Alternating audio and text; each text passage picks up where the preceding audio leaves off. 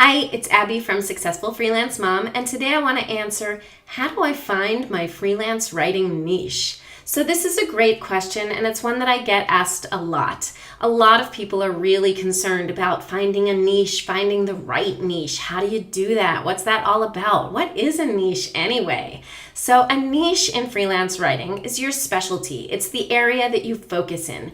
And what's really important to remember is that you're choosing a niche for you, not for anyone else. So if you think to yourself, right now, I don't want a niche, I don't want to limit myself, I would rather write about all kinds of different things, that's okay and that's allowed. Where a niche can really help you is that you can focus in one area, you can get better at it, you can work faster and more efficiently, you can get to know people in that area, and ultimately you can make more money if you focus in a specific niche. Now, of course, there are exceptions to that rule, and of course, there are writers who choose not to have a specific niche and who make a lot of money doing a lot of different things. Exceptions to every rule, what can I tell you?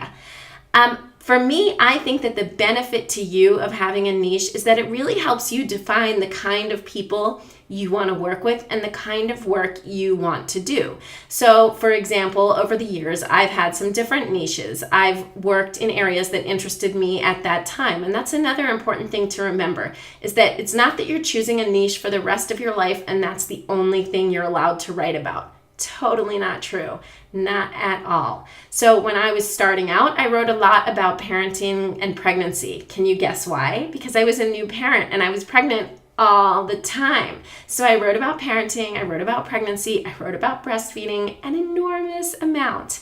Okay, but then I moved on and I got a little bit tired of writing about those things. So I moved on to things like technology. Then for a while, I fell into writing training courses, and I wrote training courses in a lot of different areas. So I wrote about everything from sales in the construction industry to pharmaceutical laws and regulations. But the common theme there was that I was writing training, online training for companies. So sometimes your niche can be like that. It can be that you do a specific kind of writing across a variety of different fields. So it's really important to remember that. These days, my niche is I enjoy working most with women entrepreneurs. I'm okay with guys too sometimes, but they kind of have to pass a couple of my little informal tests to make sure that there's somebody I really want to work with. I really enjoy working with women entrepreneurs who are getting businesses off the ground. They're people who I can relate to right now because that's what I'm doing too. So there are people who I have fun talking to. There are people with whom I have common ground and I enjoy working with them. We get each other. So you want to find the people that you most enjoy working with, and that can help guide you to a great niche where you're going to be really happy. The point of having a niche, remember, is always for you. It's not for anything else. Okay, so a niche is for your benefit. If you don't want to pick one, you don't have to.